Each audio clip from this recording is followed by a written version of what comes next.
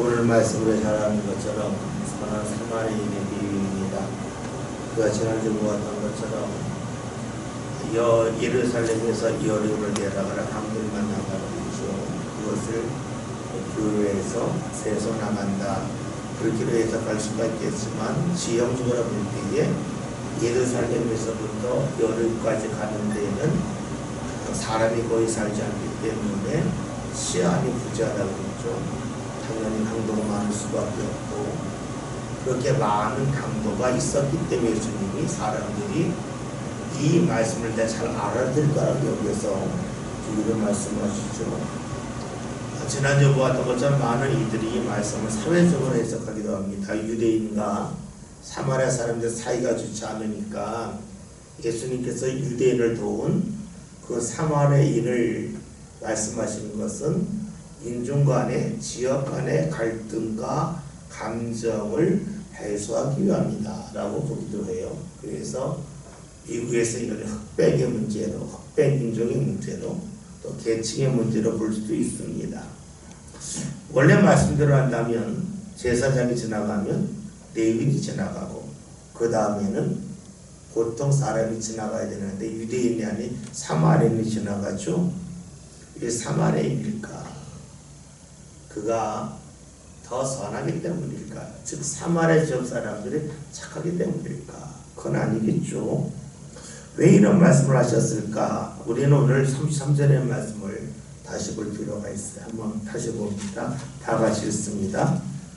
어떤 사마리아 사람은 거기에 이르러 그를 보고 불쌍히 여겨. 아멘. 중요한 것은 불쌍히 여겼다는 거예요. 불쌍히 여기니까 간다는 거예요. 유대인인 줄 알면서 가더라는 거예요.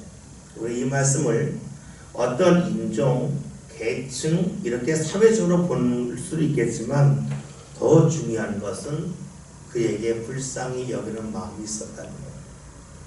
불쌍히 여기는 마음이 있으니까 사마리아인임에도 불구하고 유대인에게 가더라는 거예요. 불쌍한 마음이 있을 때는 어떤 일이 생깁니까? 그 사람이 누구인지에 대해 보지 않는다는 겁니다. 원래 이성적으로 본다면 유대인과 사마리아인은 늘 싸웁니다. 상종도 하지 않죠. 우리가 앞에서 보았던 말씀 보면 예수님이 갈릴리에서 유대로 가려고 하시는데 사마리아 사람들이 유대로 가는 걸 알고서 못 가게 하잖아요. 그러니까 그때 이 야고보 요한이 주여 우리가 하늘에서 불을 내려 저들을 심판하면 어떻겠습니까? 주님 하지 말라 그러시잖아요. 다시 말해서 유대인과 사마리아 사람은 사이가 안 좋아요. 감정적으로 안 좋고 그것이 오랫동안 쌓였기 때문에 이성적으로 좋아하지 않습니다. 그런데 불쌍히 여겼더니 갔다 하는 겁니다. 무엇을 말할까요? 불쌍히 여기면 감정을 뛰어넘는다는 거예요. 불쌍히 여기면 이성을 뛰어넘는다 하는 겁니다. 다시 말해서 사마리아인이기 때문에 그에게 한 것이 아니라 사마리아인임에도 불구하고 불쌍히 여기는 마음이 있으니까 가더라 하는 겁니다. 여러분 그렇죠? 불쌍히 여기는 마음이 있으면 그 대상을 내가 분석하지 않습니다. 불쌍히 여기면 그에게 움직여 간다는 거예요. 다시 봅시다. 불쌍히 여기지 않으면 포기해야 될 대상이에요. 사마리아인이 유대인을 싫어하잖아요. 당연히 포기해야 돼요. 그런데 불쌍히 여겼더니 보통 때에 하지 않았던 일을 할 수 있게 된다고 볼 수 있어요. 다른 말로 하면 불쌍히 여기면 이성과 감정을 뛰어넘는다라고 볼 수 있습니다. 그런데 이 불쌍히 여기는 마음은 그것은 사람의 마음이 아니라 하나님의 마음입니다. 하나님께서 왜 이 땅에 사람의 몸을 입고 오셨을까? 그 이유는 간단해. 사람이 착해서, 사람이 선해서가 아니죠. 사람이 주인임에도 불구하고 불쌍히 여기셨기 때문에 오셨다는 겁니다. 다시 말해서 잘못하지만 불쌍히 여기니까 가까이 하는 겁니다. 잘했기 때문에 가까이 하는 것이 아니라 불쌍히 여기는 마음이 있기 때문이라는 거예요. 그러면 오늘 우리가 누군가를 불쌍히 여기는 마음을 언제 가질 수 있을까? 간단하죠. 하나님의 마음을 소유할 때라고 볼 수 있습니다. 하나님을 가까이 한다고 하는 것은 내 몸이 교회에 가까이 왔다 하는 것을 말하는 게 아니죠. 하나님을 가까이 했다고 하는 것은 내가 하나님의 마음을 닮아가려고 힘쓰고 애쓰고 그것을 실행으로 옮기는 것을 말하죠. 그래서 하나님의 영향력이 내 삶 가운데 더 많아진다는 거예요. 하나님의 영향력이 많아진다는 것은 하나님의 마음을 더 많이 받아들인다라고 볼 수 있습니다. 다시 말해서 내가 하나님을 가까이 했다는 증거가 무엇일까? 그것은 내가 하나님의 마음을 더 많이 지녔다고 볼 수 있어요. 오늘 말씀대로 하면 불쌍히 여기는 마음이 내 삶간에 늘어났다면 하나님을 가까이 하는 거고, 불쌍히 여기는 마음이 예전과 똑같다면 나는 하나님과 관계가 그냥 그 자리에서 멈췄다고 볼 수 있습니다. 하나 생각해 봅시다. 여러분 간혹 가다가 짐을 뺄 때가 있잖아요. 장롱을 지울 때도 있고, 텔레비전을 갖다가 텔레비전 치울 때 있잖아요. 치우고 나면 어떡합니까? 텔레비전이나 장롱 있을 때 몰랐는데 치우고 나면 벽지색이 아주 다르잖아요. 그러면서 야, 우리 이 집에 이렇게 지저분했나 라는 생각이 들어요. 근데 참 놀라운 것은 그럼에도 불구하고 내가 살던 집도 살아요. 다른 사람이 살던 집은 못 살아요. 그래서 우리가 내가 한 집에서 10년을 살아도 그 집에서 도배하지 않고 살아요. 근데 다른 집으로 이사 갈 때에는 그 집에 도배한 지 3년, 5년만 되면 새롭게 도배를 합니다. 지저분해서 못 봐요. 이상하잖아요. 똑같은 데인데 내가 살았던 데는 지저분해도 그냥 받아줘요. 그런데 내가 살지 않았던 곳은 지저분하면 받아들이지 않습니다. 다시 말해서 내 손때가 묻은 것은 괜찮아요. 다른 사람의 손때가 묻은 것은 내가 보기가 어려워요. 그러면 여기서 이렇게 볼 수 있어요. 똑같이 깨끗하지 않는 대상이랄지라도 내 손때가 묻으면 받아줄 수가 있어요. 내 손때가 묻지 않으면 지저분해서 멀리합니다. 우리 집이 그렇잖아요. 사람도 역시 그러합니다. 다시 봅시다. 내 손때가 묻은 집은 더러워도 괜찮아요. 다른 사람의 손때가 묻은 집은 더러운 것을 보기가 어려워요. 사람은 어떨까요? 내가 대하는 사람이 있어요. 내 손때가 묻은 사람은 더러워도 봐줘줄 수 있어요. 내 손때가 묻지 않으면 더러울 때에 받아주기가 어렵습니다. 손때가 묻었다고 하는 걸 신앙으로 하면 뭐가 될까요? 내가 그를 위해서 기도했다고 볼 수 있어요. 똑같은 사람이에요. 그 사람은 달라지지 않았어요. 그 사람은 여전히 깨끗하지 않아요. 그런데 내 신앙의 손때가 묻으면 그 사람의 깨끗하지 아니함에도 불구하고 받아줄 수 있어요. 내 손때가 묻지 않으면 받아주기가 어려워요. 집이 그렇듯이 사람도 그래요. 그러면 이렇게 볼 수 있죠. 내 마음에 들지 않는 사람이 있어요. 내가 보통 때면 가까이 오를 사람이 있어요. 근데 그 사람에게 내 손때를 묻혔어요. 그 사람을 놓고 꾸준히 기도했어요. 그러면 어느 순간부터 그 사람을 받아줄 수 있는 마음이 생길까 안 생길까 하는 거예요. 자연스럽게 생긴다는 거예요.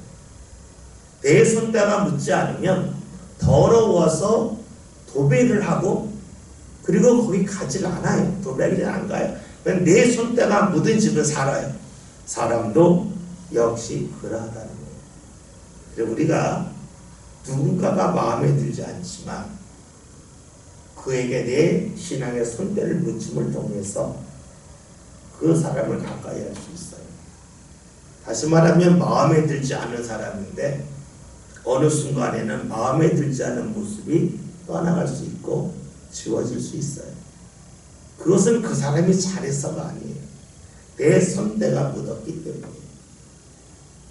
신앙의 사람의 특징이 뭡니까? 탓하지 않는다는 거예요. 남 탓하지 않는다. 왜냐하면 다른 사람은 내가 움직일 수 있는 능력이 없어요. 다른 사람은 나에게 무언가 해줄 의무가 아무것도 없어요. 누군가 나에게 인사할 이유도 없고, 누군가 나에게 밥 사줄 이유도 없고, 누군가 나에게 좋은 것을 베풀 이유는 전혀 없어요. 그런 사람이 어디 있어요? 그런데 나는 내가 조절할 수 있어요. 그렇기 때문에 신앙의 사람은 내가 할 수 없는 것을 말하지 않아요. 그러니까 남 탓할 필요 없다는 거예요. 누가 내 마음에 들지 않아도 왜 저래 할 수도 있지만 우리 신앙의 사람이 그게 뭐냐? 내가 하는 거예요. 내 손때 묻히는 거예요. 내 손때 묻히면 똑같이 더러운데 괜찮아져. 이것이 오늘 말씀대로 하면 불쌍히 여기는 마음을 갖는 것은 하나님이 함께 하심이고 하나님이 나와 함께 하심을 통하여서 더러워서 멀리 있던 거지만 더러움이라 불리고 가까이 할 수 있다는 거예요. 오늘 말씀대로 하면 사마리아인이지만 상대를 불쌍히 간단 말이에요. 오늘 우리도 주의 마음이 우리에게 있을 때에 갈 수 없는 자리지만 갈 수 있게끔 하신다라고 볼 수가 있겠죠. 34절 함께 봅니다.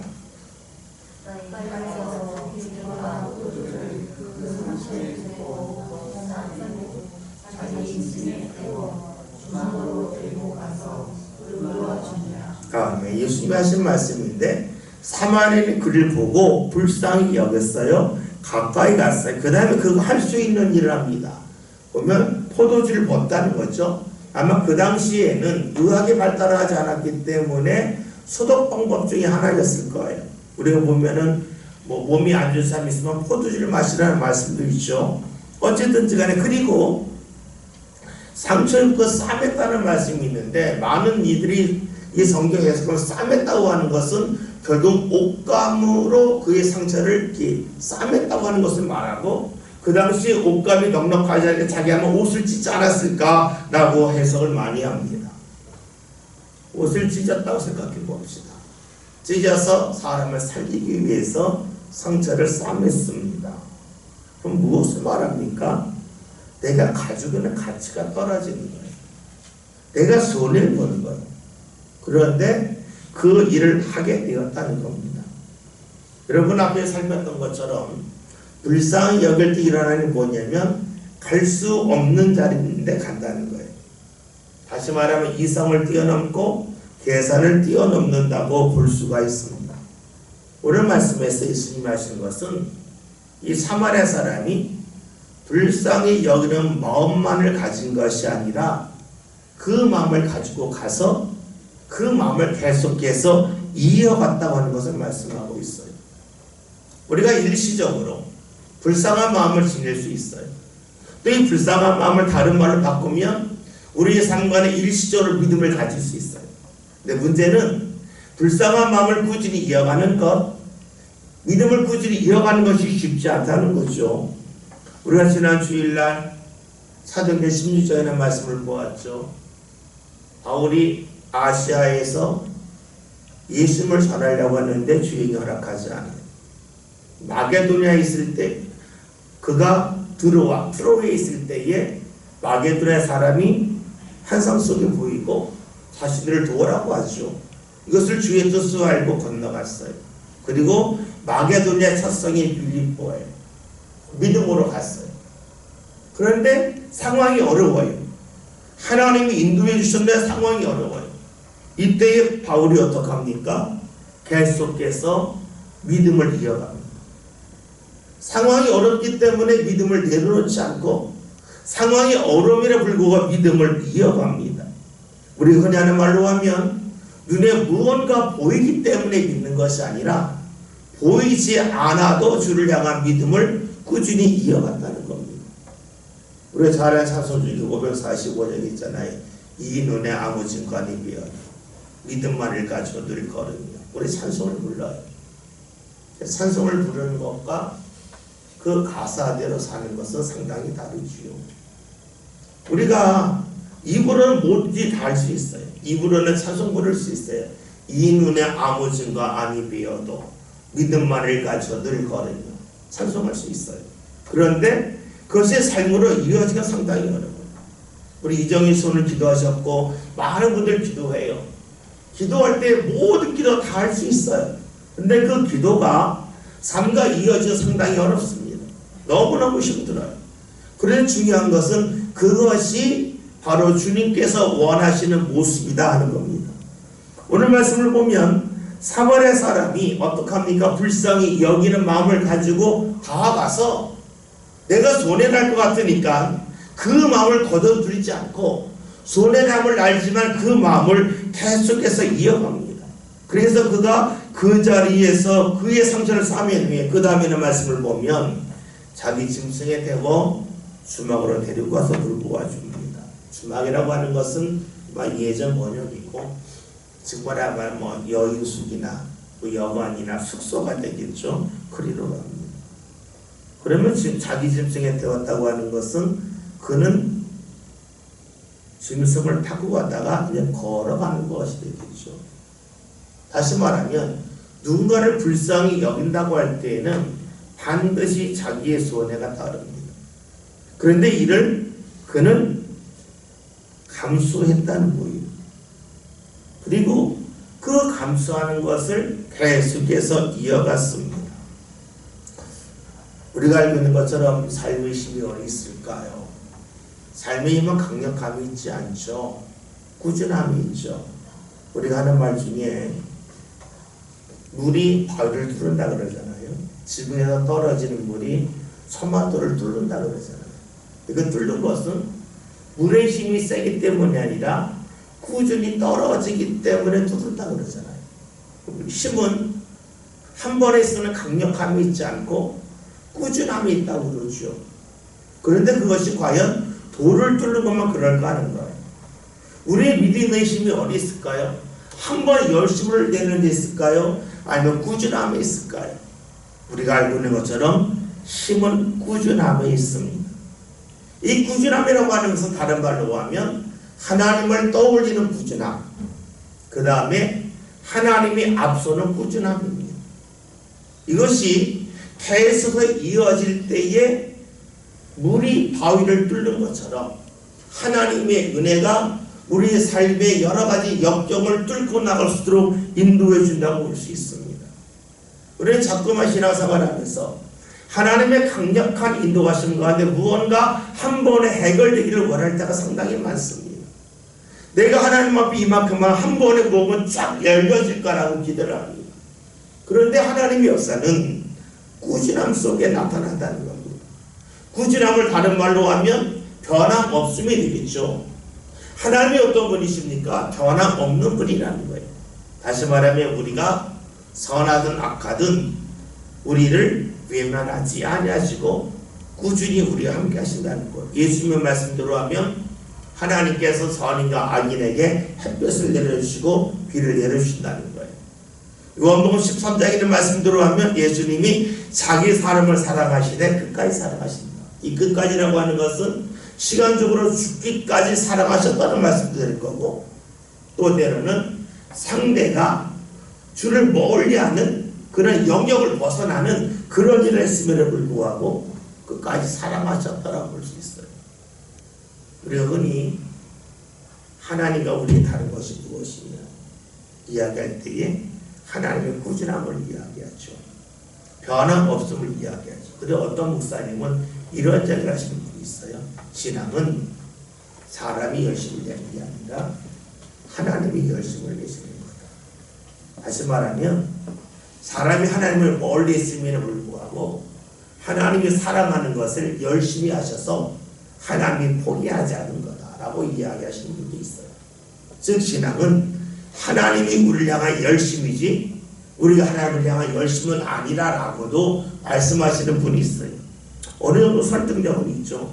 근데 중요한 것은 꾸준함이 있다라고 볼 수 있습니다. 35절 함께 볼까요?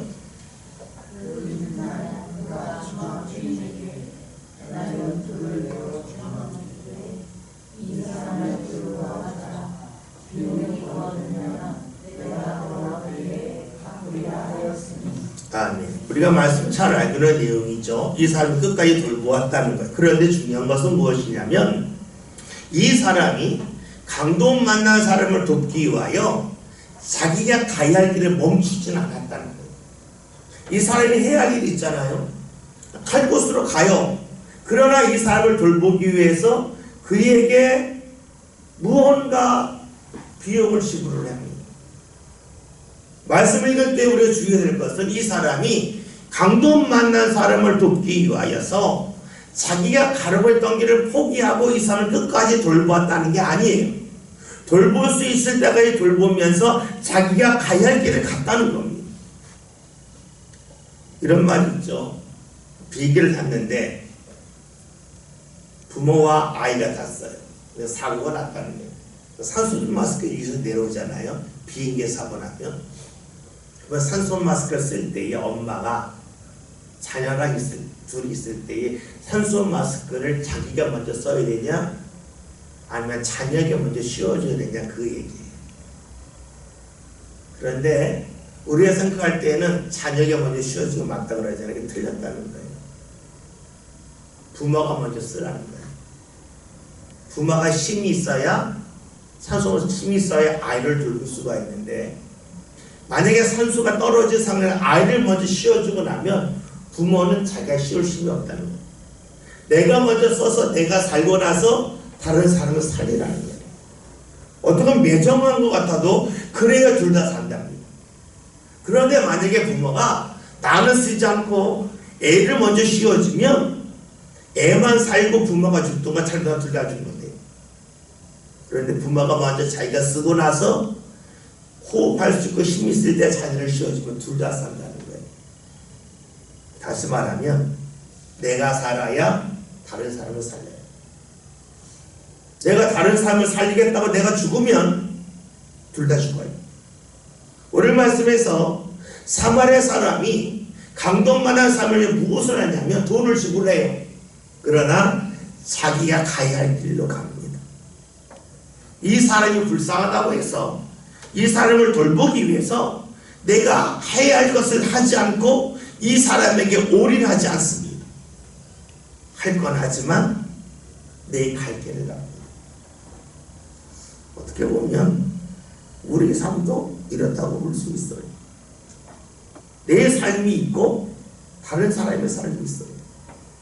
내가 죽으면 다른 사람도 없어요. 왜냐하면 내가 죽으면 그 사람을 볼 수 없기 때문에 내 세계에서 그 사람이 없다는 거예요.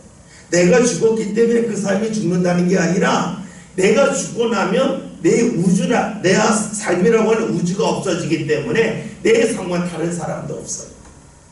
내가 살아야 다른 사람이 살아요. 이것을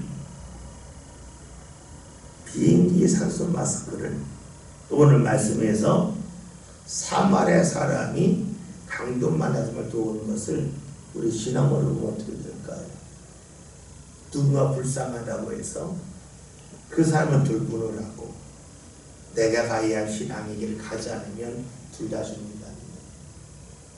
산소 마스크가 내려올 때에 내가 써야 자녀를 씌울 수 있고 내가 살아야 자녀를 키울 수 있어요.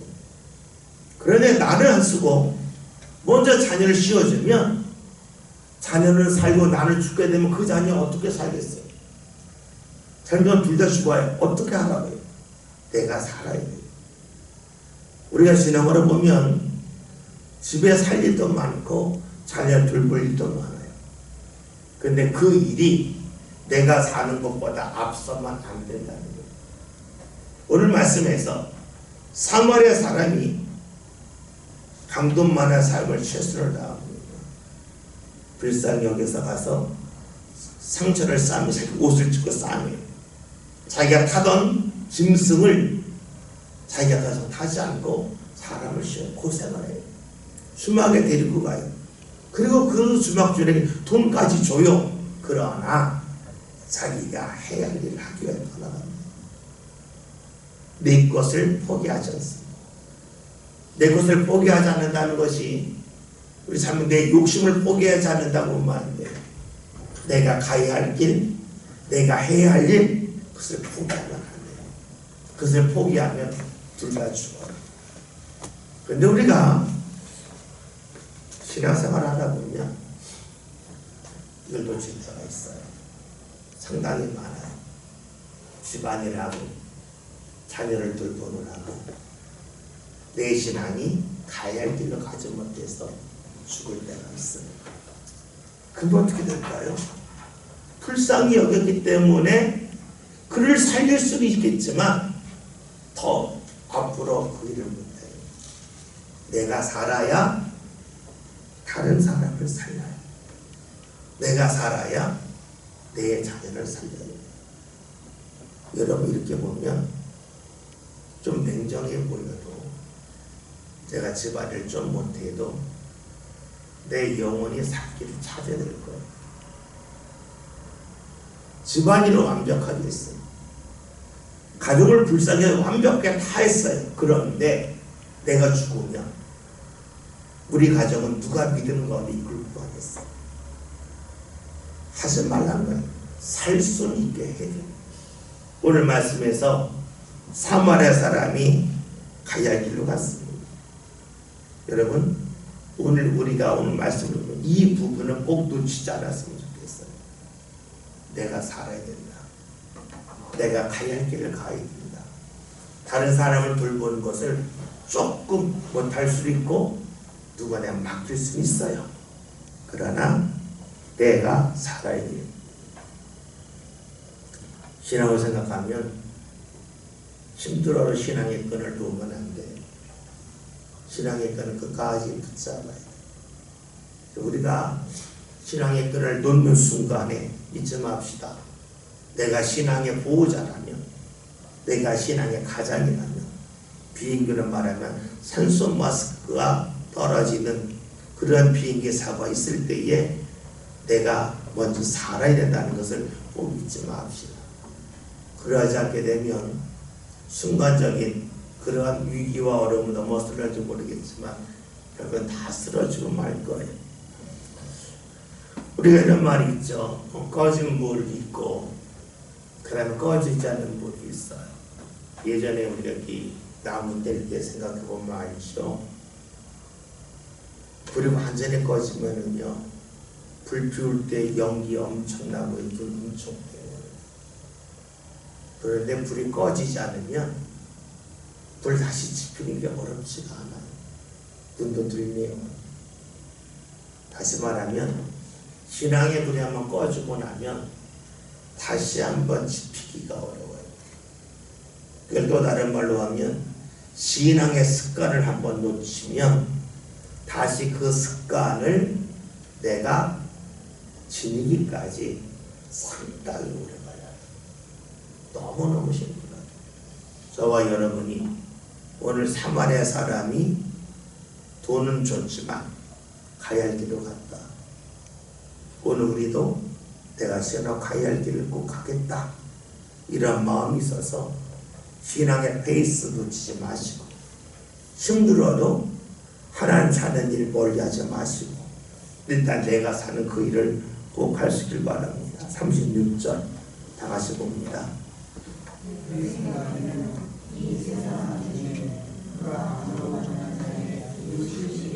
다음에 이 세 사람이 누굽니까? 제사장과 레위인과 사마리아 사람입니다.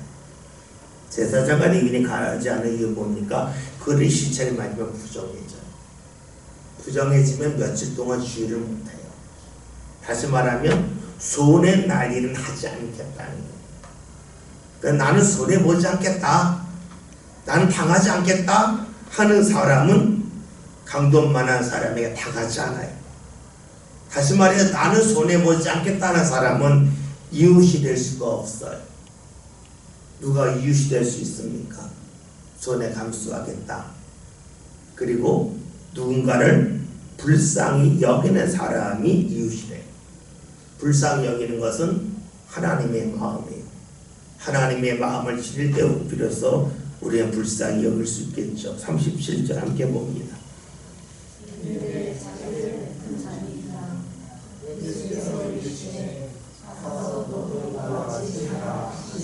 아멘. 이 사람에게 물었어요. 너가 이 강건만한 자 이웃이냐? 그러면 원래 대로 답하면 사마리아 사람입니다 하면 돼요. 이 사람이 아마 그 말하기 싫었던 것 같아요. 그러니까 자비를 베푼 자입니다 라고 말해요. 다시 말하면 주님의 말씀이 별로 마음에 안 들었어요. 만약에 마지막 사람이 사마리아 사람이 아니라 유대인이었다고 하면 아마 그 사람이라고 말했을 거예요. 그러니까 이 말씀을 들으면서도 이 사람의 마음이 아직 열려지지 않았음을 봐요. 맨 처음에 보았던 말씀을 봅니까?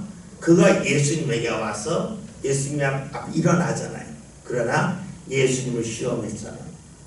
겉으로는 신앙인인데 실제로는 신앙인이 아니었어요. 하나님을 믿는 것처럼 보였지만 실제 믿는 사람이 아닌 이들이 있는 것처럼 이가 그랬죠. 그러니까 사마리아 사람을 말하지 않고 자비를 베푼 사람이라고 말하죠. 이때 주님 하신 말씀은 됐다, 알면 됐다가 아니에요. 너도 가서 이와 같이 찾아봤어요. 여러분 이 사람의 맨 처음 질문이 무엇이었습니까? 10장 35절 이 사람이 첫 번째 질문이 뭐였냐면 25절 다 같이 읽을까요?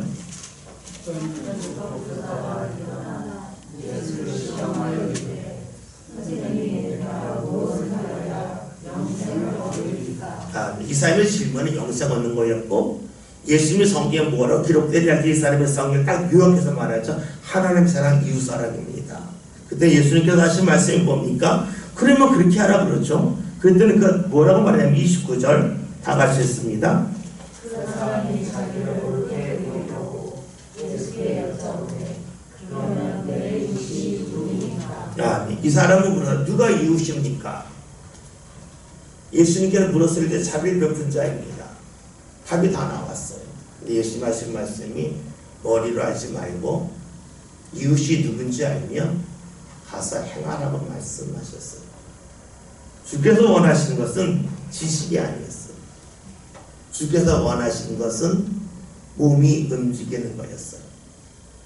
우리가 머리로 하는 건 너무 많아요. 힘들 때 뭐 해야 돼요? 주 찾아야 돼요. 힘들 때 뭐 해야 돼요? 기도해야 돼요. 어려울 때 뭐 해야 돼요? 하나님의 은혜 떠올리며 찬양하며 감사해요. 다 알아요. 근데 주께서 원하신 건 뭐냐면 아는 게 중요한 게 아니라 가서 행하라는 거예요. 그것이 진짜예요. 다시 말하면 하나님 앞에 섰을 때 하나님은 우리가 얼마나 많은 성경의 지식이 있는지를 묻지 않으신다는 거예요. 그 얼마나 행했느냐를 물으신다는 거예요. 근데 우리가 머리를 상당히 많이 알아요. 그런데 행함으로 이어가는 일이 별로 없어요. 주께서 주신 말씀은 너도 가서 그와 같이 해라. 이웃이 누구인지 아는 것이 되지 말고 이웃이 되라 라고 말씀해요. 우리가 신앙을 어떻게 사는 것이 옳다 아는 고사하지 말고 그렇게 살아보라는 거예요. 왜냐하면 그러할 때에 하나님의 인도함이 있기 때문입니다. 하나님 우리를 인도하시는 것은 우리의 지식을 보고 인도하시면 될 거 아니에요. 하나님을 인도하시는 것은 우리가 가지고 있는 말씀을 행함을 통하여 주께서 역사하십니다. 여러분 간혹 의사를 생각해 볼 때가 있어요. 의사들이 병원에 가보면요 죄송하냐는데 목사님들이면 책이 되게 좋아요. 목사님들부터 가면은요 책이 1000권, 2000권은 다 어지러면 다 있어요. 그런데 병원에 가면은요 책 20-30권뿐이 안 돼요. 근데 뭐냐면 그들은요 그 책을 거다 외워요. 그리고 어떻게 해요? 외운 것을 몸으로 움직여요. 그러니까 의사는 알고 있는 지식이 어떻게 머리에 있지 않고 손으로 나가요. 만약에 의사로 수술하다가 이거 어느 시간에 봤는데 책 가져와가지고 살펴보면 환자 죽어요. 거의 기계적으로 다녀요. 다시 말하면 그들은 아는 것을 행하는 데 손쓰고 많은 책을 읽지는 않아요. 자그마한 책을 읽어요. 그러나 달달달달 읽고 그것이 몸에 배요. 그게 의사예요. 어쩌면 주께서 우리에게 원하신 신앙은 그런 신앙일 거예요. 많은 것을 아는 게 아니라 아는 것을 행함을 통하여서 하나님을 경험하는 그런 신앙의 사람일 거예요. 오늘 주께서 하신 말씀 뭡니까? 가서 너로 이와 같이 하라. 아는 데서 그치지 말고 불쌍히 행하라고 말씀합니다. 저와 여러분이 이렇게 행할 수 있는 그런 신앙의 사람 꼭 되었으면 좋겠습니다. 신앙이 머리 있지 않고 몸이 있고 삶이 있고 경험이 있는 믿음의 주인공 꼭 되었으면 좋겠습니다. 아까 말씀드린 바 중에 가장 오늘 많이 말씀드린 거가 사마리아 사람이 여관에다가 주막이라는 돈을 거기에 돈을 맡기고 가야 길로 갔습니다. 내가 할 일을 합니다. 내가 최선을 다하지만 강도 만난 사람 때문에 내가 가야 할 길을 멈추지 않습니다. 내가 가야 할 길로 갑니다. 오늘 저와 여러분들 삶 가운데 신앙으로 나감이 있어서 만나는 많은 일들이 있습니다. 강도 만난 사람이 있을 수도 있고 또 어려운 일이 있을 수 있습니다. 그러나 내가 가야 할 신앙의 길을 계속해서 가려고 하던 저와 여러분 되기 위해 함께 기도합시다. 어려움이 있습니까? 그 어려움 때문에 내 신앙의 길이 멈춰지지 않고 계속해서 걸어감을 통하여 신앙으로 살기 위해 함께 같이 기도하겠습니다. 불 끄고